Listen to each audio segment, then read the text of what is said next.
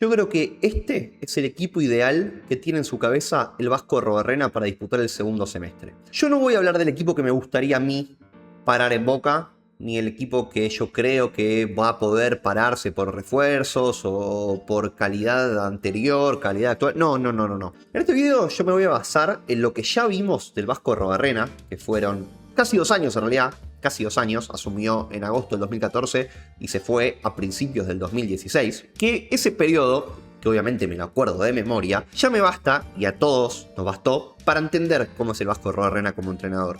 No tengo ningún tipo de dudas de lo que voy a contar a continuación, pues ya lo conocemos, no es un técnico que es una incógnita, no es Úbeda, no es Almirón, ya lo conocemos. Vasco Arruabarrena, por sobre todas las cosas, es un entrenador pragmático. No impone su idea sobre lo que hay, sino que con lo que hay ve lo mejor que puede hacer. Pero tiene una idea. ¿Cuál es la idea del Vasco? Atacar, ser intenso, no presionar tan alto, ser un equipo sólido, inteligente, ser un equipo que resuelve bien.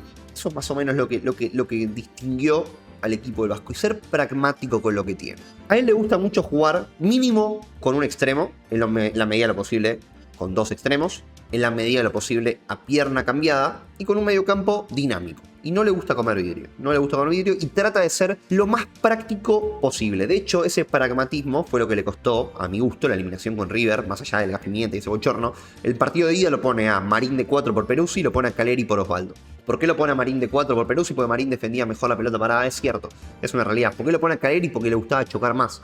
Porque era un juego más brusco, más físico, jugó eso, se metió atrás, salió de contra, chocó, nada, se pasó de pragmático. Porque el equipo tenía que jugar Osvaldo y Peruzzi, pero se pasó de pragmático. Pero bueno, eso es más o menos una radiografía de lo que es el Vasco Arruabarrena. Él jugó 4-3-3, perfecto, jugaba con Pavón, con el Pachi, con Lodey, jugaba 4-3-3, siempre jugaba 4-3-3. Llegó Tevez y tuvo que romper el 4-3-3, tuvo que poner una especie de 4-3-1-2 o algo por el estilo. Con un Tevez jugando, arrancando de media punta pero terminando de segundo delantero, con un Palacios de segunda punta y un Caleri que fijaba los centrales. Bien, pasado en todo esto que acabo de decir, ¿cómo creo que va a formar el Boca de Arruabarrena? Yo estoy dando por hecho que Montero va a ser el arquero de Boca. Es un arquero de experiencia, un arquero con voz de mando, un arquero con jerarquía. Es un muy buen arquero. Pero principalmente es un arquero con liderazgo. Arruabarrena tuvo en todo su ciclo a Orión, a quien también le dio la cinta de capitán. O sea, el capitán, antes de Tevez, era Orión. Llegó Tevez y era Tevez. Pero el máximo referente siempre fue Orión para Arruabarrena. Así que Montero encaja bien con ese perfil. Los laterales con Arruabarrena son laterales que no comen vidrio, laterales que le dan amplitud al equipo, laterales que tienen que llegar al gol y tienen que ser inteligentes. Pero no son laterales que se cierran, nada de cosas raras. Clásicos. Jugaban Colazo, Monzón por izquierda y por derecha jugaba Marín y Peruzzi. Lozano encaja, es similar a Peruzzi en el sentido, entiéndame lo que estoy diciendo, en el sentido técnico. Y Blanco es similar, más similar a Monzón que a Colazo, pero es un lateral cumplidor. La verdad que es un lateral cumplidor. A nivel centrales, siempre el Vasco tuvo centrales confiables, sólidos, generalmente con experiencia. En este caso no hay tanta experiencia, pero altos. Los centrales del Vasco, salvo Forlín, fueron altos, porque jugó con Burdizo, jugó con Torsiglieri, jugó con el Catadía, jugó con Echeverría, jugó con el Chiqui Pérez. Altos, morrudos, grandotes, choque, físico. Los centrales con el Vasco tienen que ganar duelos. Entonces yo me imagino, acá me lo voy a jugar, me imagino a Di Lolo de 2 y me imagino a Pellegrino de 6. Por una cuestión de duelos, me lo imagino así. Puede jugar a Ayrton Costa, me encanta Ayrton Costa, pero me lo imagino a Pellegrino. A nivel mediocampo, yo imagino un rombo, un diamante, podemos decirlo, con Paredes como eje y Delgado por izquierda. ¿Por qué puse cara cuando dije Paredes con su eje? Por su eje. Porque juega al Pichi Herbes de pivot. Siempre el pivot en el Boca del Vasco fue un jugador defensivo. Cuba, Herbes y Gago jugaba de interno. Pero yo en este caso no me lo imagino de esa manera. Yo no me imagino a Paredes saliendo del primer pase, de la gestación, del pivot. No me lo imagino. Después como rol, claramente, uno va a tener más tarea defensiva y el otro más tarea ofensiva. Creo que Delgado va a tener una tarea mucho más defensiva que Paredes, pero no me imagino a Paredes fuera del pivot. Pero bueno, el rombo lo completarían Paredes de 5, Delgado tirado un poquito por izquierda, Ascasíbar por derecha y Aranda de enganche. Ascasíbar por derecha va a tener que atacar mucho por ese lado.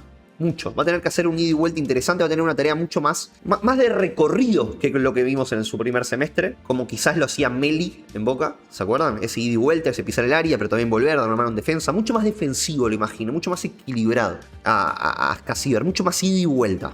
de lo que vimos. No tanto para adelante, sino también para atrás. Y Aranda lo imagino saliendo de la zona de gestación mediana, digamos, alejado de ese volante por izquierda que jugó con Úbeda. Lo imagino más libre, más pisador de área, más, entiendan lo que voy a decir, más Tevez. Más tres cuartos, más trecuartista. Yo lo imagino como un trecuartista a Aranda. Obviamente se va a meter atrás en la zona de gestación porque lo siente así, pero lo imagino pisando mucho más el área. ¿Vieron dónde entró Aranda para jugar en la selección? Que entró por izquierda y remató el segundo palo. Ahí lo imagino, pisando el área, sin tanta responsabilidad defensiva. Obviamente cuando tenga que defender, uno va a tener que defender por la banda derecha y el otro por la banda izquierda, a nivel delantero creo de hablar. Pero en la zona de donde se definen los partidos, lo imagino mucho más cerca del área, Aranda, de lo que vimos. Después le imagino a Villa, de quien merece un video aparte sobre decir de qué juega Villa, decir por qué viene Villa a Boca y todo eso no importa, vamos a hablar de fútbol. Yo creo que Villa va a arrancar por izquierda, una especie de puntero por izquierda, un segunda punta puntero por izquierda, va a retroceder por izquierda, va a ser un jugador fundamental porque los extremos en el Boca de Arroyo siempre son fundamentales, siempre, ya sea Tucu Palacio de segunda punta, ya sea Pavón, Pachi Carrizo, Andrés Chávez, siempre el puntero a pierna cambiada fue indispensable. Y Blanco haciendo también el 2-1. Indispensable. Villa para mí va a arrancar por izquierda. Y vamos a tener de 9, para mí, a el Caleri actual, que es Vareiro. El 9 con Arruabarrena tiene que jugar bien de espaldas, tiene que saltar bien, tiene que ser físico, tiene que ganar duelos, tiene que ser asociativo. Es fundamental el 9. Es el alma del equipo el 9. Chocar, chocar, chocar, correr, meter goles, rebotar, asistir, volver para atrás, hacer sombra. El 9 es fundamental en el equipo del Vasco, que el equipo del Vasco va a ser. Para mí va a ser un equipo directo, va a ser un equipo físico, va a ser un equipo dinámico, va a ser un equipo con mucho ida y vuelta, va a ser un equipo que no va a comer vidrio. El Vasco no suele comer vidrio, y si come vidrio es porque se pasa de roja con el pragmatismo. Yo lo imagino por ese lado. ¿Qué creo que le falta a este Boca? Le falta un extremo por derecha, sin ningún tipo de dudas. Sin ningún tipo de dudas, que puede ser zurdo, puede ser Jamilton Campas, por ejemplo. Siempre el Vasco jugó con un extremo izquierdo diestro, un extremo diestro, un extremo por derecha zurdo.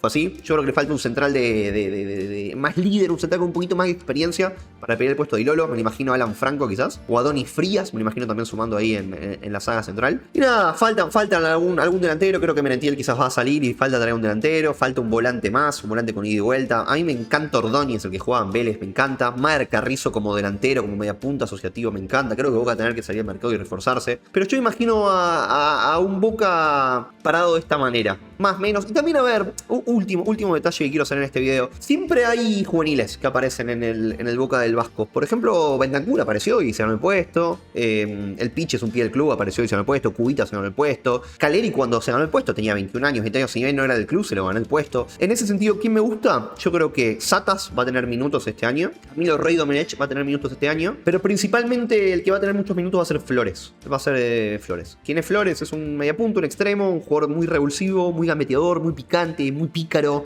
Gambeteador para adelante. Lo que vimos de Gelini, ponele, pero más diestro y mucho más picante y mucho más potente. Yo creo que él va a tener minutos, ojalá los tenga. Y faltan refuerzos, la verdad que faltan refuerzos, pero este es más o menos el Boca del Vasco que yo me imagino.